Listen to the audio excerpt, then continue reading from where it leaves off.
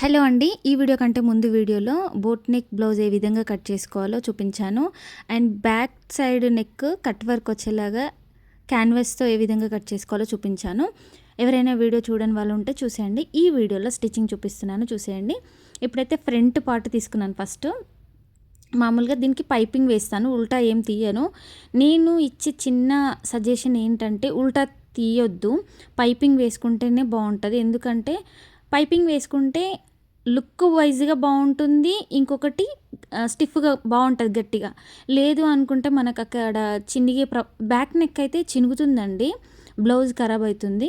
అంటే దానికి మందంగా లేకపోవడం వల్ల మనం ఇట్లా ఎక్కువ టైట్ ఉన్నా అట్లా ఉన్నా చినుగుతుంది. కాబట్టి పైపింగ్ వేసుకుంటే చాలా బెటరు. ఇప్పుడైతే ఇది ఫ్రంట్ పార్ట్, నేను ఇది మొత్తం కుట్టేసుకున్నాను. కుట్టిన తర్వాత కట్ చేసుకున్నాను ఇట్లా ఈ విధంగా. తర్వాత ఇవి పక్కన మనకి ఇక్కడ ఉంటుంది కదా, మనం ప్రిన్సెస్ కట్ చేసుకున్నాం కదా, ఇవి సైడ్ పీసెస్ అనమాట. ఇవి కూడా లైనింగ్ వేసేసుకోవాలి. ఇక్కడ కూడా పైపింగ్ వేసుకుంటే వేసుకోవచ్చు, ఇవి జాయింట్ చేస్తాం కదా అక్కడ. కానీ నేనైతే కొన్ని బ్లౌజులకు వేసుకున్నాను, కొన్ని బ్లౌజులకు అయితే వేసుకోను, ఇంకా అవసరం లేదులే అనిపిస్తుంది. ఇంకొకటి అర్జెంటుగా కుడుతున్నాను కాబట్టి ఇంకా నేను అయితే పైపింగ్ వేయలే, ఓన్లీ ఫ్రంట్కి మాత్రమే వేశాను.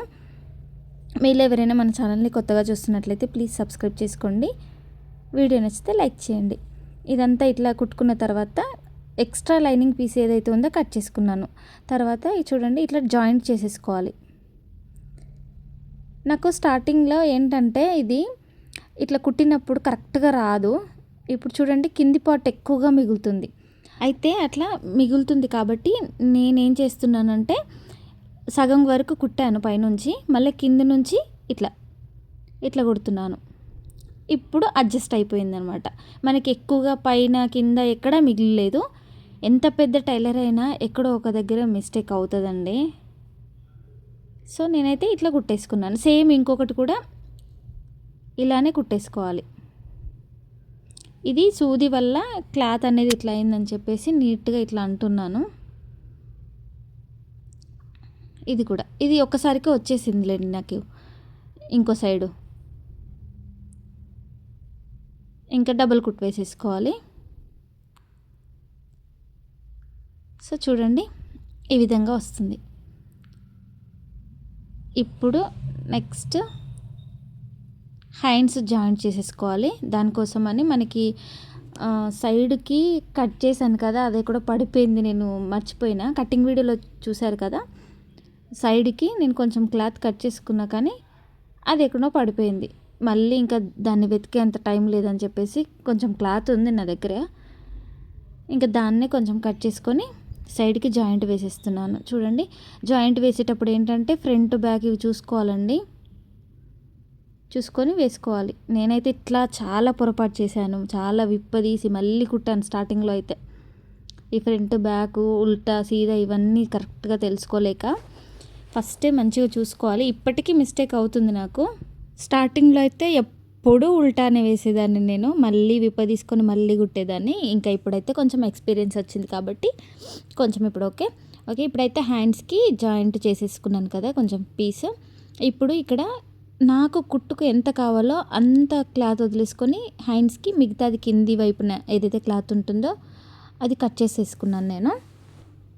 ఇది ఉల్టా తీయడమే, పైపింగ్ ఇంకా అవసరం లేదనిపించింది. ఎందుకంటే కింద నాకు బార్డర్ వచ్చింది కదా, పైపింగ్ ఏమీ అవసరం లేదనిపించింది. ఫస్ట్ ఒక కుట్టు వేసుకున్న తర్వాత లైనింగ్ని ఇట్లా మలిపి లైనింగ్ పైన ఒక కుట్టు వేసేసుకోవాలి. తర్వాత మెయిన్ ఫ్యాబ్రిక్ని చూడండి ఇప్పుడు వీడియోలో చూపిస్తున్న విధంగా ఇలా లోపలికి లైనింగ్ అనేసి మెయిన్ ఫ్యాబ్రిక్ పైన మళ్ళీ ఒక కుట్టు వేయాలి. స్టార్టింగ్లో నాకు తెలియక చాలామంది ఇప్పటికి ఇట్లనే చేస్తారు. ఫస్ట్ ఇంకా లైనింగ్ పైన కుట్టు ఏమి వేయరు, డైరెక్ట్గా ఇట్లనే వేస్తారు. అయితే ఈ విధంగా వేయడం వల్ల నీట్ ఫినిషింగ్ ఉంటుందండి. నాకు ఈ మధ్యనే అర్థమైంది. అప్పుడు నేను కూడా అంతే చేసేదాన్ని, మెయిన్ ఫ్యాబ్రిక్ మీద డైరెక్ట్ వేసేదాన్ని. ఫస్ట్ లైనింగ్ మీద వేసిన తర్వాత మళ్ళీ మెయిన్ ఫ్యాబ్రిక్ మీద వేయాలి. ఇప్పుడు ఫ్రంట్ నెక్కి మాత్రమే నేను పైపింగ్ వేసుకుంటున్నాను. చూడండి ఇక్కడ మూలలు ఎక్కడైతే ఉంటుందో అక్కడ నీట్గా వేసుకోవాలి. ఇక్కడ మూల వచ్చిన దగ్గర నీడిల్ని కిందికి దింపుతున్నాను. చూడండి నీడిల్ని కిందికి దింపి మనకి కావలసిన షేపు అంటే ఇట్లా టర్న్ చేయాలన్నమాట. మనకి ఏ విధంగా మలపాలి అనుకుంటున్నాం ఆ క్లాత్ని ఆ విధంగా మలుపుకోవాలి. తర్వాత ఇక్కడ టక్స్ పెట్టుకుంటున్నాను. మూలలు ఎక్కడైతే ఉన్నాయో అక్కడ టక్స్ పెట్టుకొని ఇంకా పైపింగ్ వేసేసుకుంటున్నాను. పైపింగ్ థ్రెడ్ లోపల పెట్టేసుకొని వేసేసుకోవడమే. ఈ పైపింగ్ కూడా చాలా రకాలుగా వేస్తారు. ఫాస్ట్గా అయిపోవాలంటే ఇది బెటర్.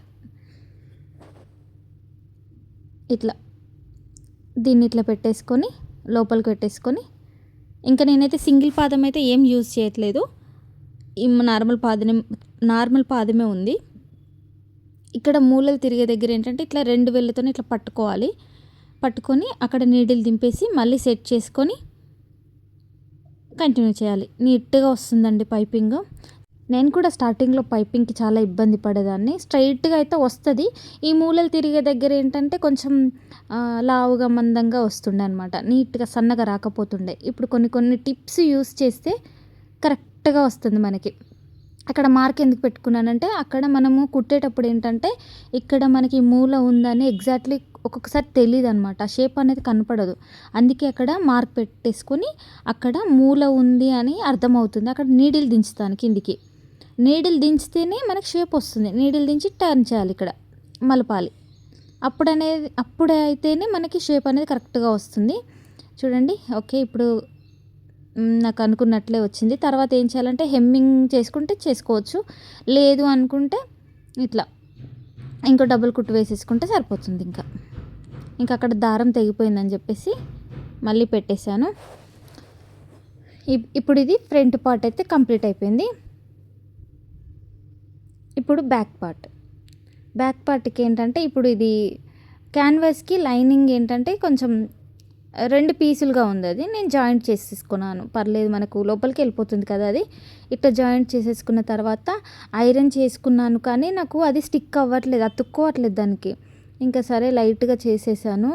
సరే అని చెప్పేసి ఇట్లా పిన్నులు పెట్టుకుంటున్నాను. నా దగ్గర ఎప్పుడు ఈ పిన్నులు ఉంటాయి. మీరు స్టిచ్చింగ్ వీడియో చూసినట్లయితే మీకు ప్రతి వీడియోలో ఖచ్చితంగా కనిపిస్తాయి ఇవి.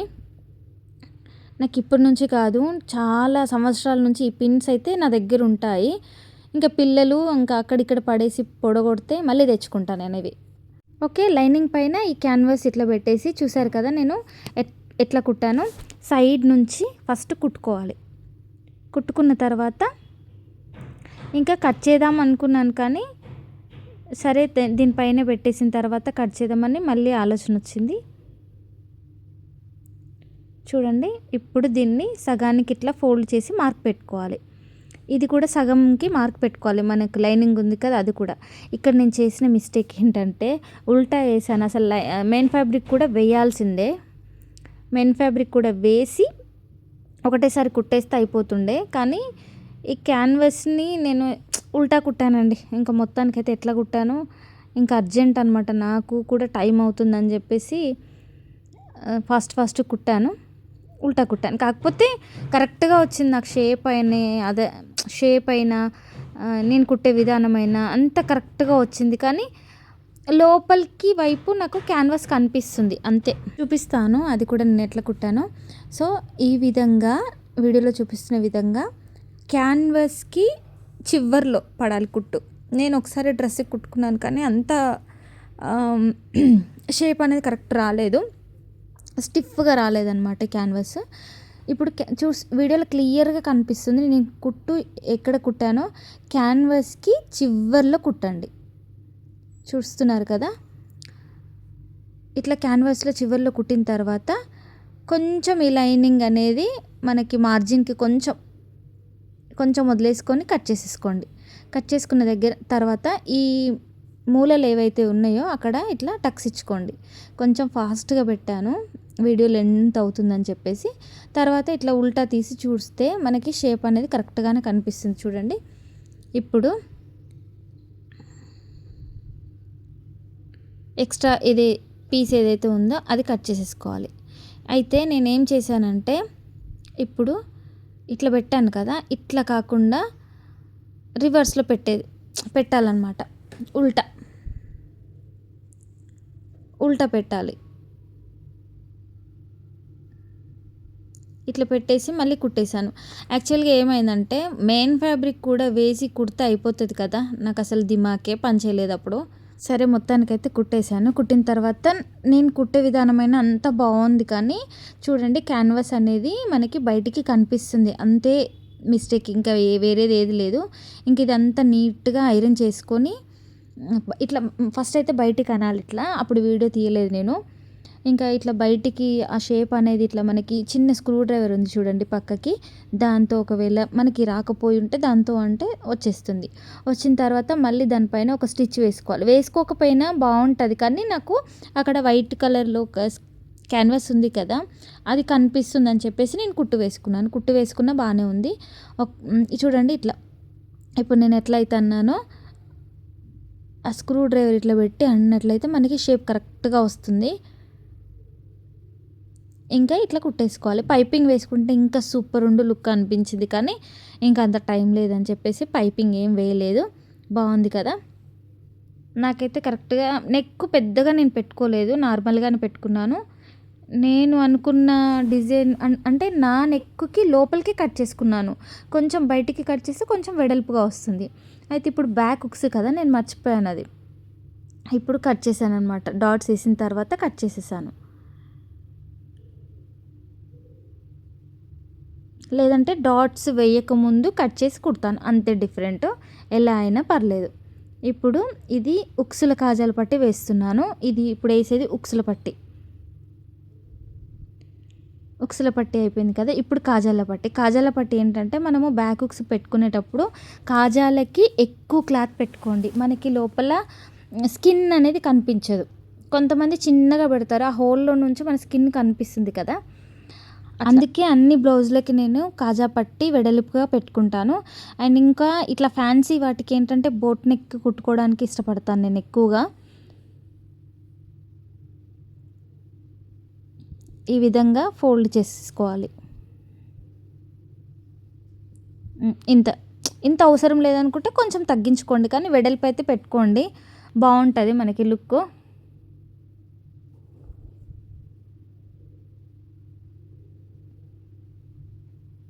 సో ఇట్లా ఉక్సుల కాజా పట్టి పైన ఉక్సు పట్టి పెట్టిన తర్వాత మనకి ఎక్కువ తక్కువగా ఏమైనా ఉంటే కట్ చేసుకోవాలి.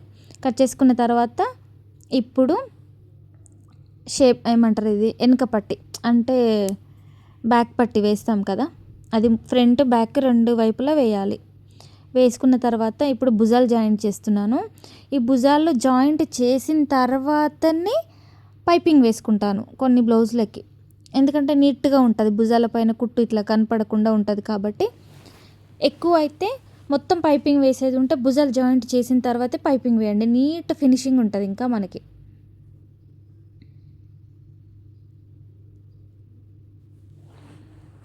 సో ఇప్పుడు ఆల్మోస్ట్ బ్లౌజ్ అయిపోయినట్టే. ఇప్పుడు హ్యాండ్స్ జాయింట్ చేస్తున్నాను.